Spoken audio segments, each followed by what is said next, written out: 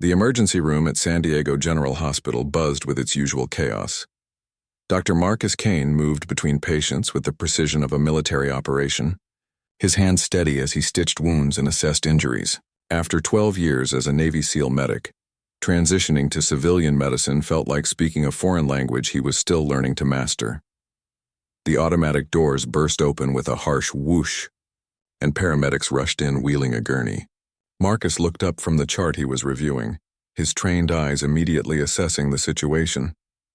The patient was a young woman, maybe late 20s, unconscious and covered in blood. Her dark hair was matted against her pale face and her clothes were torn and dirty. "What do we have?" Marcus asked, falling into step beside the gurney as they moved toward Trauma Bay 3. Female, approximately 28 years old, found unconscious in an alley downtown. The lead paramedic reported, slightly out of breath. "Multiple lacerations, possible head trauma, vitals are stable but weak. No identification found on scene." Marcus nodded, his mind already cataloging the injuries he could see. As they transferred her to the hospital bed, he noticed something that made him pause. Despite being unconscious, the woman's body maintained a certain tension, a readiness that he recognized from years of military training. Her muscles weren't completely relaxed the way most unconscious patients were. "Let's get her cleaned up and see what we're dealing with," Marcus instructed the nursing staff. As they began cutting away her damaged clothing to assess her injuries, Marcus found himself studying her more carefully. There were multiple cuts and bruises, but something about the pattern seemed off. These weren't random injuries from a mugging or accident. The cuts were defensive wounds concentrated on her forearms and hands. Someone had taught her to protect herself, and she had fought back hard. Marcus had seen similar injuries on soldiers who had engaged in hand-to-hand combat. His curiosity was piqued, but his medical training took priority. "Start an IV and get me a full panel," he ordered, beginning his examination. As he checked her pupils for signs of concussion, the woman's eyes suddenly snapped open. Most patients woke up confused and disoriented, but her gaze was immediately alert and calculating, scanning the room for threats. "Easy," Marcus said in the calm, authoritative voice he had perfected during his military years. "You're in a hospital. You're safe now." The woman's eyes locked onto his, and he saw something there that surprised him. Recognition. Not of him personally, but of what he represented. She was reading him the same way he was reading her, assessing his posture, his confidence, his bearing. This was no ordinary civilian. "What happened to me?" she asked, her voice hoarse but controlled.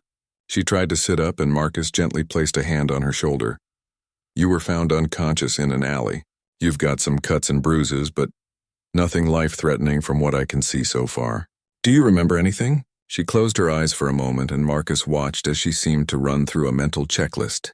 When she opened them again, there was a hardness there that hadn't been present before. "I remember enough," she said quietly. "How bad are the injuries?" Marcus was struck by her composure. Most assault victims were emotional, scared, asking about their attackers or wanting to call family.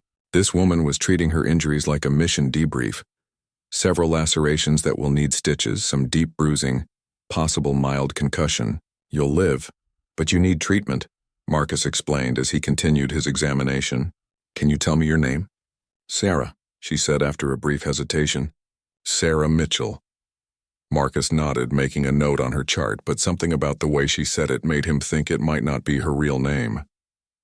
In his experience, people who hesitated before giving their name usually had a reason. As he cleaned and examined her wounds, Marcus couldn't shake the feeling that he was missing something important. The defensive wounds, her alert demeanor, the way she carried herself even while injured. It all pointed to someone with serious training. But what kind of training? And why was she alone in an alley at 3 in the morning? "The police will want to talk to you about what happened," Marcus said as he began stitching a particularly deep cut on her forearm. "Standard procedure for assault cases." Sarah's jaw tightened almost imperceptibly. "I don't remember much. It was dark, happened fast." Marcus had heard similar responses from soldiers who couldn't or wouldn't discuss classified operations. The way she deflected questions while appearing cooperative was textbook evasion training. "Sarah, I need to ask, do you have any medical conditions I should know about? Allergies? Current medications?" Marcus continued his professional assessment, but part of his mind was working on a different puzzle. No allergies, no medications, no medical conditions, she replied. Her answers were precise, almost rehearsed. As Marcus worked, he noticed more details that didn't fit the profile of a random assault victim. Her hands, despite the cuts, showed calluses consistent with weapons training. Her fingernails were short and practical, not styled. Even injured and vulnerable, she maintained an awareness of her surroundings that spoke of serious defensive training. "How long have I been unconscious?" Sarah asked. "Paramedics estimate you were found about 2 hours after the incident based on witness reports. You've been here for about 30 minutes. Sarah absorbed this information with the kind of tactical thinking that made Marcus increasingly certain she wasn't who she appeared to be. She was calculating something, running scenarios in her head. "Am I free to leave when you're finished?" she asked. "I'd recommend staying for observation given the head injury, and like I said, the police will want to speak with you." "I understand," Sarah said, but Marcus caught the subtle shift in her posture. She was already planning her exit strategy. As he finished treating her visible wounds, Marcus found himself facing a professional and personal dilemma. His medical oath required him to provide care and follow proper procedures, including police notification for assault cases. But his military instincts told him that Sarah Mitchell was someone who operated in a world where involving law enforcement might create more problems than it solved. The question was, what was someone with obvious combat training doing alone and injured in a downtown alley, and why was she so determined to avoid official attention? Marcus realized that treating Sarah's physical wounds might be the easy part. Understanding who she really was and why someone had tried to hurt her was going to be much more complicated. Marcus finished cleaning the last of Sarah's wounds and stepped back to review his work. The stitches were neat and precise, a skill he had perfected in field hospitals where there was no room for error. As he disposed of the medical supplies, he noticed Sarah testing her range of motion carefully, systematically checking each injured area like someone conducting a post-mission assessment. "You move like someone who knows their body well," Marcus observed, making it sound casual but watching her reaction carefully. Sarah paused in her movements and met his eyes. "I used to dance," she said, but the explanation felt rehearsed, like a cover story she had used before. Before Marcus could respond, Detective Ray Martinez appeared in the doorway of the trauma bay. Martinez was a good cop, thorough and fair, but Marcus knew that Sarah wasn't going to appreciate the interruption. "Dr. Kane, is your patient ready to answer a few questions?" Martinez asked, notebook already in hand. Marcus glanced at Sarah and saw her entire demeanor shift. The relaxed posture disappeared, replaced by a coiled alertness that reminded him of soldiers preparing for combat. "I'm Detective Martinez with SDPD. I'd like to ask you about what happened tonight," the detective said, approaching Sarah's bedside with the confident stride of someone used to being in charge. "I already told the doctor." "I don't remember much," Sarah replied, her voice steady but cooler than it had been when talking to Marcus. "Let's start with the basics. What were you doing in that alley at 3 a.m? Martinez asked, pen poised over his notepad. "I was walking home from work. I took a shortcut through the alley and someone grabbed me from behind," Sarah said.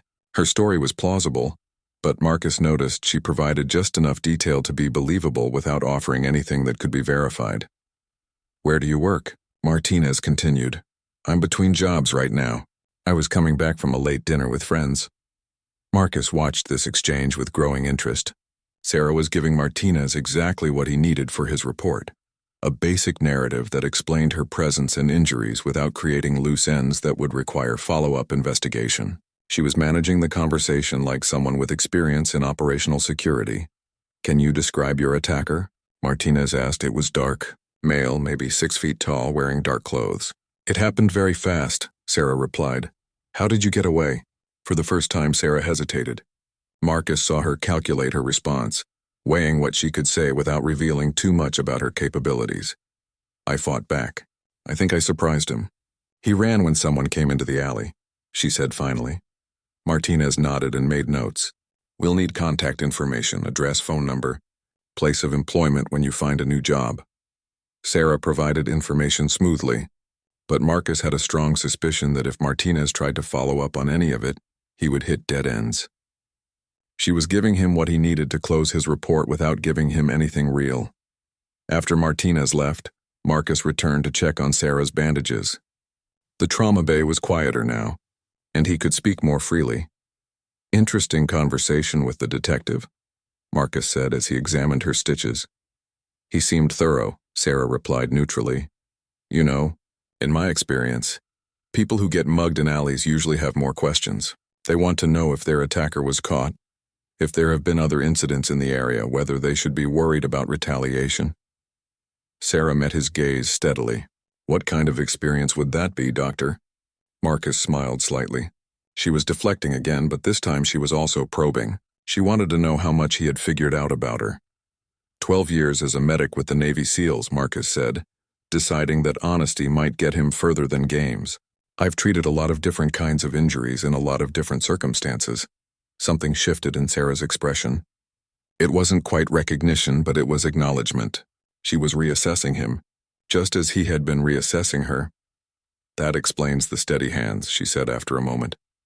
"And the ability to recognize defensive wounds when I see them," Marcus added quietly. "Those cuts on your arms aren't from someone grabbing you from behind. They're from blocking knife attacks." Sarah was quiet for a long moment, and Marcus could see her weighing options. Finally, she spoke. "Some situations are more complicated than they appear in police reports," she said carefully. "I imagine they are. The question is whether you're the one who usually handles complicated situations, or if you just happen to stumble into one." "Does it matter for my medical treatment?" Sarah asked. "No," Marcus admitted, "but it might matter for your safety. Whoever did this to you was skilled. This wasn't a random mugging. They came prepared for a fight, and from the looks of it, they got one." Sarah studied him for several seconds, and Marcus had the feeling he was being evaluated according to criteria he didn't fully understand. "Dr. Kane, in your military experience, did you ever encounter situations where the official story couldn't include all the details?" "More often than I'd like to remember," Marcus replied honestly. "And in those situations, what was more important? Following protocol or ensuring the mission succeeded?" Marcus understood what she was really asking. She wanted to know if he could be trusted to understand that sometimes there were larger considerations than standard procedures. "Depends on the mission," he said. "But I learned that sometimes protecting people means making decisions that don't fit neatly into official reports." Sarah nodded slowly. "The people who hurt me tonight weren't random criminals. They were professionals, and they were looking for something specific. Did they find it? No, but they'll try again, probably soon." Marcus felt the familiar tension that came with realizing a situation was more dangerous than it initially appeared. "Are you asking for my help or warning me to stay out of it?" "I'm not sure yet," Sarah said honestly. "But I think you should know that anyone who helps me might become a target too." "Understood. But right now my concern is making sure you heal properly and safely. Where will you go when you leave here?" "I have options," Sarah said, but Marcus could tell she was still working out the details. "Look, Sarah, or whatever your real name is, I've got a guest room and 15 years of combat medicine experience. If you need somewhere safe to recover, the offer is open." Sarah looked surprised for the first time since she had woken up. "Why would you do that?" "Because I recognize someone who's been in the field, and I know what it's like to be alone in a situation where you can't trust official channels. You don't know what you're offering to get involved in. Then maybe you should tell me." Sarah closed her eyes and leaned back against the pillow. When she opened them again, Marcus saw exhaustion there that had nothing to do with her physical injuries. "My real name is Sarah Chen. I work for people who don't officially exist, doing jobs that never get reported. 3 days ago, I discovered something that certain powerful people would kill to keep secret. And tonight was their first attempt to make sure I never share what I learned." Marcus processed Sarah's revelation while maintaining his professional demeanor. He had suspected she was more than she appeared, but the reality was more complex than he had imagined. Working for people who didn't officially exist meant intelligence work, possibly black operations, the kind of work that created enemies with long memories and significant resources. "How much time do we have before they try again?" Marcus asked, his mind already shifting into tactical mode. "Not long. They'll assume I'm either dead or hospitalized. When they don't find a body or an official admission record, they'll start checking hospitals quietly, maybe 12 hours before they track me here." Marcus glanced at the clock on the wall. It was now almost 5 in the morning. Sarah had been brought in around 3:30, which meant they were already burning through their window of safety. "Can you travel?" he asked. I'll have to. Staying here puts everyone at risk. Sarah started to sit up, testing her mobility. Marcus could see the pain she was trying to hide, but he also recognized the determination of someone who had pushed through worse injuries before. Not so fast. You've got a concussion and you've lost blood. Moving too quickly could cause complications. Dr. Kane, with respect, I've operated with worse injuries than this. Right now, staying alive matters more than following medical recommendations. Marcus nodded, understanding the logic even if he didn't like it professionally. What kind of resources do these people have? Enough to make problems disappear permanently. They have people in law enforcement, medical facilities, government agencies. If they want someone found, they usually succeed. Then we need to get you somewhere they won't think to look. Sarah studied him carefully. You're really willing to help me? You don't even know what I discovered or who I'm running from. I know enough. You're a professional who stumbled onto something big enough that powerful people want you dead. In my experience, that usually means someone is trying to cover up something that the public deserves to know about. It's not that simple, Sarah said quietly. The information I have could destabilize international relationships, compromise ongoing operations, get innocent people killed. It's not just about exposing corruption. Marcus sat down in the chair beside her bed. This was more complicated than he had initially understood, but it didn't change his fundamental assessment. Sarah was in danger and she needed help. Tell me what you need, he said. First, I need to get out of here without creating an official discharge record. Second, I need somewhere to lay low while I figure out my next move. Third, I need to contact someone who might be able to help, but I can't use normal communication channels. I can handle the first two. What about the third? There's someone at the Defense Intelligence Agency who recruited me originally. If anyone can help me navigate this situation, it's him, but contacting him safely is going to be tricky. Marcus thought for a moment. I still have contacts in the military intelligence community. Might be able to set up a secure communication. You'd do that? Sarah, I spent 12 years protecting people and gathering intelligence in hostile territory. This isn't that different. She smiled for the first time since he had met her, and it transformed her face completely. Despite the bruises and exhaustion, Marcus could see the person she was when she wasn't running for her life. Thank you, she said simply. Don't thank me yet. First, we need to get you out of here safely. Marcus stood and checked the hallway. The morning shift was coming on duty, which meant more people around but also more confusion during the transition. It was actually good timing for an unofficial departure. I'm going to discharge you against medical advice. It creates a paper trail, but it's better than you just disappearing. I'll document that you refused further treatment and left on your own. What about security cameras? Leave that to me. I know which routes avoid most of the surveillance. Marcus returned to Sarah's bedside and handed her a set of scrubs. These will be more comfortable than your damaged clothes, and they'll help you blend in during our exit. As Sarah changed clothes, Marcus prepared a medical kit with supplies she might need for wound care. He also grabbed some pain medication and antibiotics, knowing that professional medical care might not be available where they were going. Ready? He asked when she emerged from behind the privacy curtain. Almost. Sarah moved to the small mirror on the wall and quickly braided her hair back, transforming her appearance from injured victim to capable professional. Now I'm ready. Marcus led her through a series of back corridors that he had learned during his first weeks at the hospital. They avoided the main nursing stations and security checkpoints, moving like two medical professionals heading home after a long shift. As they reached the employee parking garage, Marcus felt the familiar alertness that came with operating in potentially hostile territory. He scanned for anyone who seemed out of place, any vehicles that didn't belong. Clear, Sarah said quietly, confirming that she was conducting the same assessment. Marcus led her to his truck, a practical Ford F-150 that wouldn't attract attention. As they drove out of the garage, he took a route that would make it difficult for anyone to follow, without being obvious about it. Where are we going? Sarah asked. My place, initially. It's in a quiet neighborhood and I've got good sight lines in all directions. Plus, it's not connected to you in any way that they could trace. They'll figure out who treated me eventually. Probably, but by then, hopefully we'll have contacted your DIA friend and figured out a better long-term solution. They drove in comfortable silence for several minutes, both of them monitoring their surroundings. Marcus found himself impressed by Sarah's professionalism. Even injured and exhausted, she maintained the kind of situational awareness that marked her as someone with serious training. "Marcus," Sarah said as they pulled into his driveway, "I need you to understand something. The people who are after me don't just eliminate targets. They eliminate anyone who might have information about their operations. Once you're involved completely." "I understand. I'm not sure you do. These aren't criminals or terrorists. They're professionals working for people with virtually unlimited resources and no oversight. If they decide you're a threat, they'll come after you with everything they have." Marcus turned off the engine and looked at her. "Sarah, I've spent my entire adult life in situations where people were trying to kill me and my teammates.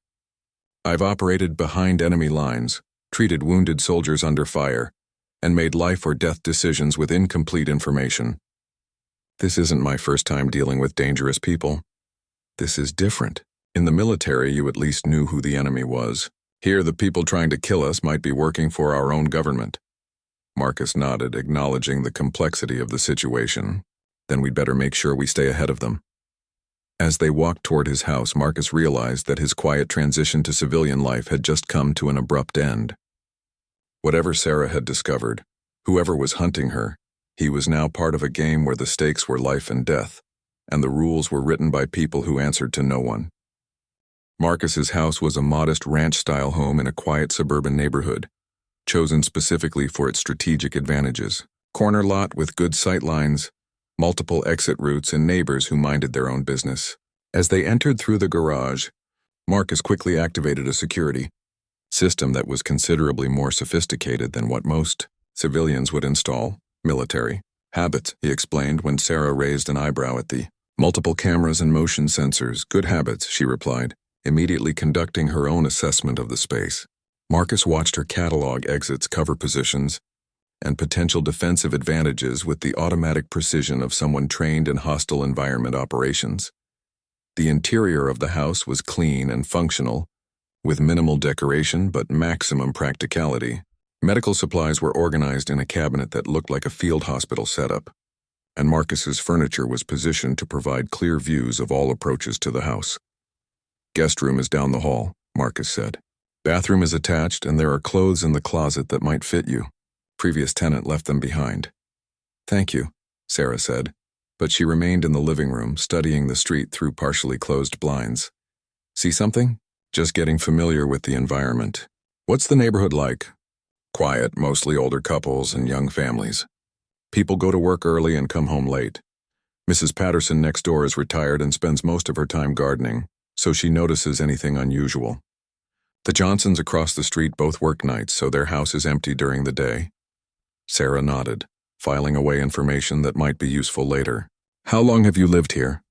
2 years. Long enough to establish normal patterns, but not long enough to become overly predictable. You really did think this through. Transition to civilian life isn't always smooth for people like us. I wanted to be prepared for various contingencies." Sarah finally moved away from the window and sat down in a chair that offered a view of both the front door and the sliding glass door leading to the backyard. "I need to contact my handler at DIA. Do you have secure communication capabilities?" "Depends on how secure you need. I've got encrypted satellite communication equipment, but using it will definitely create a signature that can be tracked if someone is looking for it.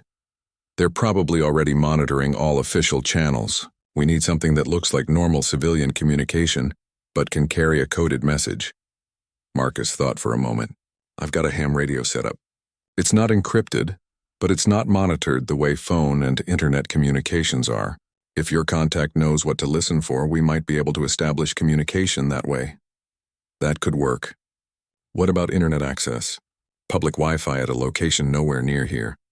I've got a laptop that's never been connected to my home network. We can use it to send messages that won't be traceable back to this address." Sarah looked impressed. "You really did prepare for this kind of situation." "Not specifically this situation, but I learned a long time ago that being prepared for trouble is better than being caught off guard." Marcus made coffee while Sarah used his secure landline to make a carefully worded call.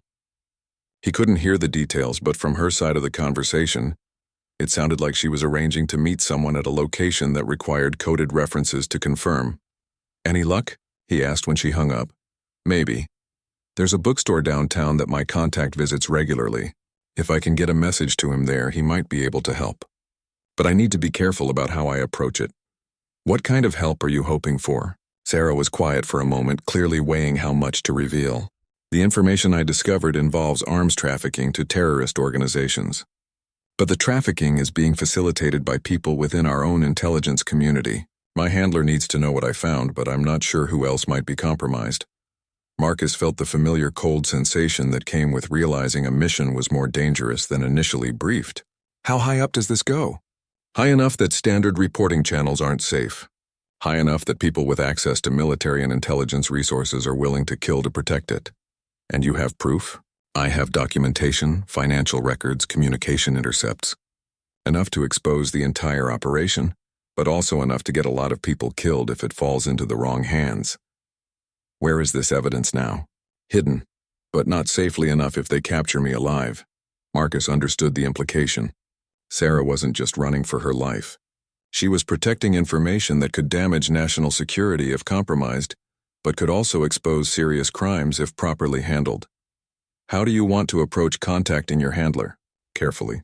We'll need to surveil the bookstore first, make sure it's not being watched, then establish communication without creating obvious patterns that could be detected. I'm familiar with surveillance and counter-surveillance techniques. I was hoping you'd say that. They spent the next few hours planning their approach. Marcus provided tactical input while Sarah worked out the communication protocols. By afternoon, they had developed a plan that minimized their exposure, while maximizing their chances of successful contact. As they prepared to leave, Marcus noticed Sarah checking her wounds in the mirror. The medical care had been effective, but she was still injured and operating on adrenaline and determination. "How are you feeling?" he asked. "I'll live. Right now, that's what matters. Sarah, I need to ask you something. If this goes wrong, if we're compromised, what's the plan?" She met his eyes in the mirror. "We make sure the information gets to people who can act on it, whatever the cost. And if that's not possible, then we make sure it doesn't fall into the wrong hands." Marcus nodded, understanding that she was prepared to die rather than let the evidence be used to protect criminals or harm innocent people. It was the kind of commitment he had seen in the best soldiers he had served with, and it confirmed his assessment that helping her was the right choice. "One more thing," Sarah said as they prepared to leave. "If something happens to me, there's a safety deposit box with copies of everything. The key and location are in a coded message that I'll give you if we get separated." Understood. As they walked to Marcus's truck, both of them scanned their surroundings with the automatic vigilance of people who knew they were being hunted. The suburban street looked peaceful and normal, but they both understood that appearances could be deceiving. "Marcus," Sarah said as they drove toward downtown, "I want you to know that what you're doing matters. These people think they're untouchable, that they can commit crimes and hide behind their positions and security clearances.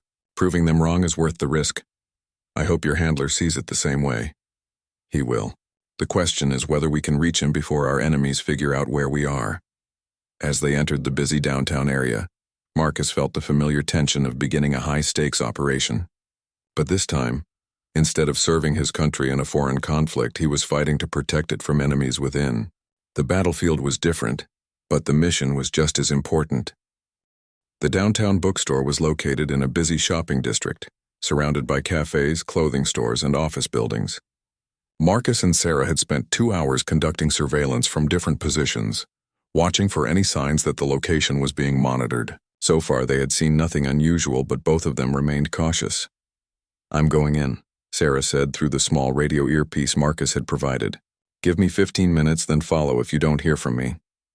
Marcus watched from a coffee shop across the street as Sarah entered the bookstore. She moved naturally, browsing books like any other customer. But he could see the systematic way she was checking the space and the other patrons. The bookstore was 3 stories tall, with narrow aisles and multiple sections that created plenty of cover. Sarah made her way to the military history section on the 2nd floor, where she had arranged to leave a coded message for her handler. As she selected a book about intelligence operations during World War II, Sarah noticed a man in a dark jacket who had been on the 1st floor when she entered and was now browsing nearby. He was trying to appear casual, but his positioning and movement patterns suggested surveillance training. Sarah activated her radio with a subtle gesture. Marcus, I think we have company. Dark jacket, second floor, pretending to read a book about economics. Marcus immediately shifted his attention to the second floor windows of the bookstore. He couldn't see the individual Sarah was referring to, but he could see her position and movement. Can you get out safely? Marcus asked. Working on it. Stand by. Sarah moved to the end of the aisle and used the reflection in a display case to get a better look at her potential watcher. The man was definitely focused on her, though he was being subtle about it. She needed to determine if he was alone or part of a team. Moving to the third floor, Sarah positioned herself where she could observe the stairwell and escalator. Within a few minutes, she spotted two more people who were coordinating their movements with the man in the dark jacket. This was definitely a surveillance team, which meant their enemies had found them faster than expected. Marcus, we're blown. Multiple watchers, coordinated surveillance. I need an extraction plan. Marcus was already moving, leaving the coffee shop and heading toward the bookstore's rear entrance. Back exit service alley. Can you reach it? Working on it. These people are professionals, but they're trying to maintain cover. That gives me some options. Sarah made her way toward the back of the store, using the narrow aisles and tall bookshelves to break line of sight with her watchers. She found the employee area and slipped through a door marked staff only, hoping it would lead to the rear exit. Instead, she found herself in a storage room with no obvious exit except the way she had come. She could hear footsteps in the aisle outside moving in her direction. The surveillance team had realized she was trying to evade them and was closing in. Sarah looked around the storage room quickly, cataloging potential weapons and defensive positions. There were boxes of books, a small desk, and a narrow window that looked out onto the service alley where Marcus was waiting. Marcus, I'm in a storage room, second floor rear, window facing the alley, but it's too high to jump safely. I see the window. Can you create a distraction? Give me 30 seconds. Sarah moved to the door and listened carefully. She could hear at least two people positioning themselves outside, probably waiting for backup before entering. She had a small window of opportunity before they decided to move. Opening her medical kit, Sarah pulled out a small emergency flare that Marcus had included. It wasn't designed for tactical use, but it would create enough noise and light to cause confusion. She also grabbed a box cutter from the desk. Not much of a weapon, but better than nothing. Marcus, when I signal, I need you to create a distraction at the front of the store. Draw attention away from the back. Understood. What's your signal? Sarah activated the flare and tossed it into a box of old newspapers in the corner of the room. That signal. The flare immediately began producing bright light and smoke, which would trigger the store's fire alarm within seconds. Sarah moved to the window and used the box cutter to cut the security tape holding it closed. As the fire alarm began blaring throughout the store, Sarah heard shouts from outside the storage room. The surveillance team was trying to decide whether to breach the room or respond to what appeared to be a fire emergency. Marcus, hearing the alarm, immediately called 911 to report a fire at the bookstore. This would bring fire trucks and police, creating enough chaos to provide cover for their escape. Sarah forced the window open and looked down at the alley. It was about a 15-foot drop to a dumpster below. Not ideal with her injuries, but manageable. Marcus, I'm coming out the window. Be ready to move fast. Roger, I see smoke coming from the window. How bad are your injuries for a drop? I'll manage. The door to the storage room began to rattle as someone tried to force it open. Sarah didn't have time for a careful exit. She climbed through the window, hung from the sill to reduce the drop distance, and let go. She landed hard on the dumpster, rolling to absorb the impact but feeling her stitches pull painfully. Marcus was beside her immediately, helping her down and toward his truck parked at the end of the alley. Can you move? He asked, supporting her weight as they walked quickly away from the bookstore. Yes, but we need to get out of here fast. They'll be down here as soon as they figure out I went through the window. As they reached the truck, Sarah could hear sirens approaching. The fire department was responding to Marcus's call, which would complicate the surveillance team's ability to pursue them immediately. Where to now? Marcus asked as they drove away from the downtown area. We need to assume they've compromised my original contact plan. If they found us at the bookstore, they either followed us or they knew about my arrangement with my handler. Does that mean your handler is compromised? Not necessarily. Could mean they're monitoring all the usual communication methods and locations, but we can't take chances.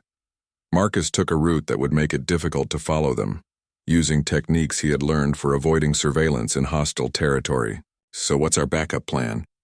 I need to contact someone else, someone they wouldn't expect me to reach out to. Sarah was thinking through her options, considering people who might be able to help but weren't part of the official intelligence community. Who did you have in mind? There's a journalist who specializes in intelligence community stories. She's broken several major stories about government corruption, and she has a reputation for protecting her sources. How do we contact her safely? She has a secure communication system for receiving tips from whistleblowers. It's designed to be anonymous and untraceable. Marcus nodded. That sounds safer than trying to go through official channels. It is, but it also means we're taking this outside the intelligence community completely. Once we contact a journalist, there's no controlling how the story develops. Is that good or bad? Sarah considered the question carefully. It depends on whether our priority is protecting the intelligence community's reputation or exposing the truth about what's happening. What's your instinct? The people trying to kill us are part of the intelligence community. They're using their positions and resources to facilitate arms trafficking to terrorists. At this point, protecting the community's reputation is less important than stopping them. Marcus understood the logic, but he also understood the implications. Once they involved a journalist, they would be crossing a line that couldn't be uncrossed. This would become a public scandal, with all the chaos and unpredictable consequences that entailed. What do you need from me? He asked. Help me get to a secure location where I can upload the evidence to the journalist's server. Then we need to disappear until the story breaks. How long will that take? If she's as good as I think she is, maybe 48 hours. But we need to stay alive that long. Marcus was quiet for a moment, processing the timeline. 48 hours didn't sound like much, but when professional killers were hunting you, it could feel like an eternity. I've got a cabin in the mountains, he said finally. It's remote, off-grid, defensible. We could hold out there while the journalist does her work. That sounds perfect. But Marcus, once we do this, there's no going back. These people will never stop hunting us. Then we better make sure the truth comes out in a way that protects us.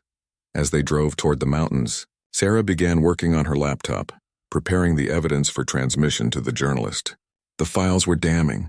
Financial records showing payments to terrorist organizations. Communication intercepts proving that intelligence officials were facilitating the transfers, and operational documents outlining the scope of the trafficking network. This is bigger than I initially realized, Sarah said as she reviewed the files. This isn't just about a few corrupt officials. This is an organized conspiracy involving people at the highest levels of the intelligence community. How high? High enough that exposing it will probably bring down several senior officials and potentially destabilize international intelligence relationships. Marcus understood why people were willing to kill to protect this secret. The political and national security implications were enormous. But he also understood why it was important to expose the truth, regardless of the consequences. Sarah, I need to ask you something. Are you certain this evidence is accurate? Because once we release it, we can't take it back. Sarah looked at him seriously. I've triple-checked everything. The evidence is solid. These people are facilitating arms transfers to terrorist organizations while using their government positions to cover their tracks. They're literally committing treason. Then we do what we have to do. As they drove deeper into the mountains, both of them understood that they were about to trigger events that would have far-reaching consequences. The quiet suburban doctor and the injured intelligence operative were about to take on some of the most powerful people in the government. But sometimes, Marcus thought, doing the right thing required taking risks that no reasonable person would accept. And sometimes, the most important battles were fought by people who never intended to become warriors. The mountain cabin was exactly what Marcus had promised: remote, defensible, and completely off the grid. Located at the end of a narrow dirt road, surrounded by dense forest, it offered excellent visibility of any approaching vehicles while providing multiple escape routes through the wilderness. Sarah had spent the first few hours uploading her evidence to the journalist's secure server, using a satellite internet connection that Marcus had installed for emergencies. The upload was complete, and now they waited to see if the journalist would act on the information. How long before we know if she's going to use the story? Marcus asked, checking the perimeter sensors he had activated around the cabin. She said she'd need 24 hours to verify the evidence and contact her editors. If she's going to run with it, we should hear something by tomorrow evening. Marcus nodded, settling into the routine of defensive operations. They had positioned themselves to watch all approaches to the cabin established communication protocols, and prepared for the possibility that their enemies might track them down before the story broke. "Any regrets?" Sarah asked as they watched the sun set over the mountains. "About helping you? No, about the situation we're in? Plenty," Sarah smiled. "I know this isn't what you signed up for when you became a civilian doctor.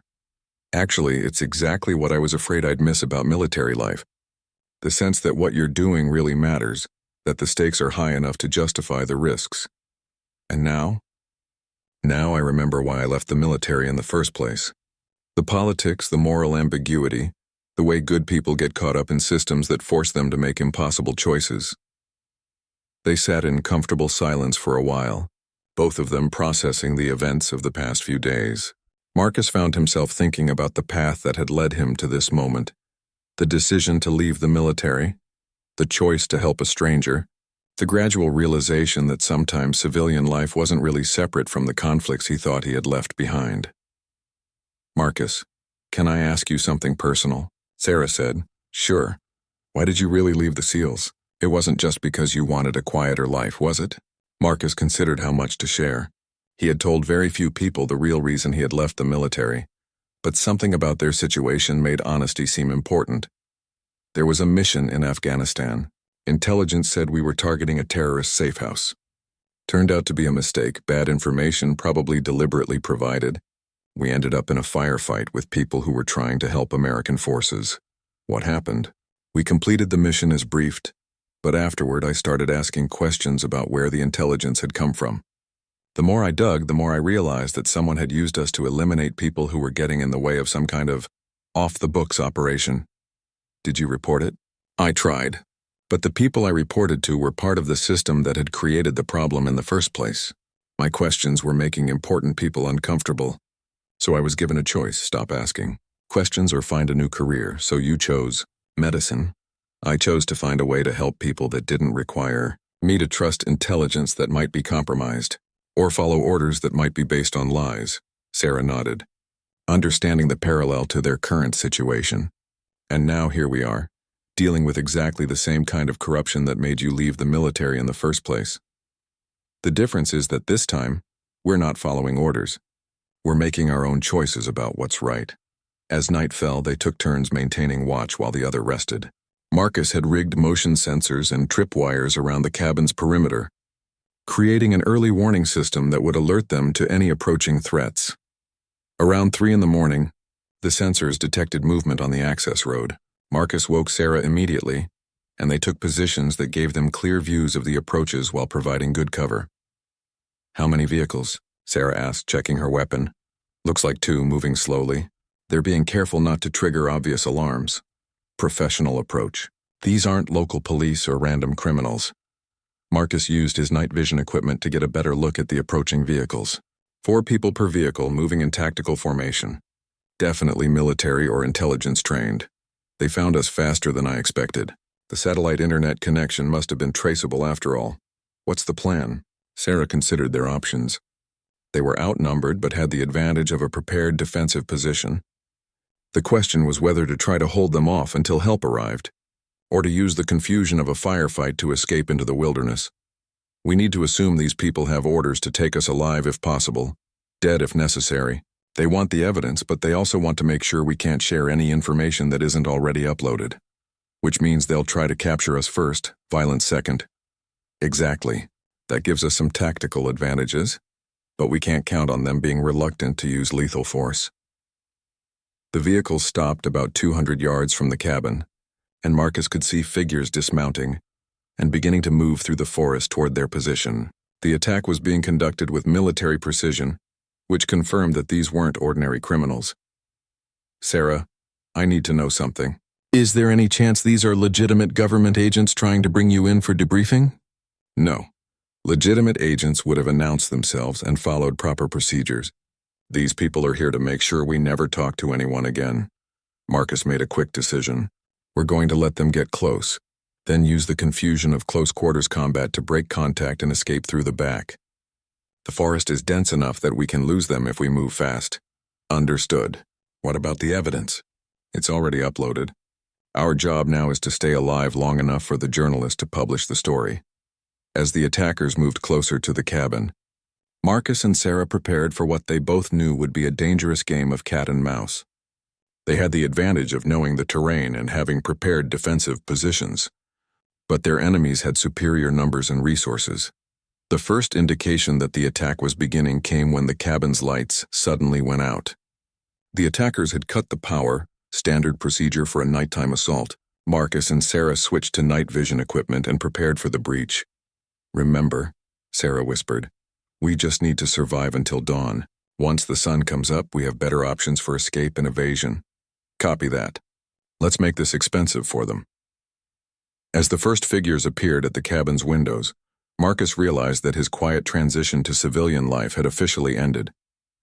He was back in combat, fighting for his life and for principles that he had thought he could protect through peaceful means. But this time, he wasn't fighting for orders or policies he didn't fully understand. He was fighting to expose the truth and protect innocent people from those who would abuse their power. It was the kind of mission he had always hoped to be part of, even if he had never imagined it would happen in the mountains of his own country. The battle for truth was about to begin, and Marcus Kane was ready to fight it.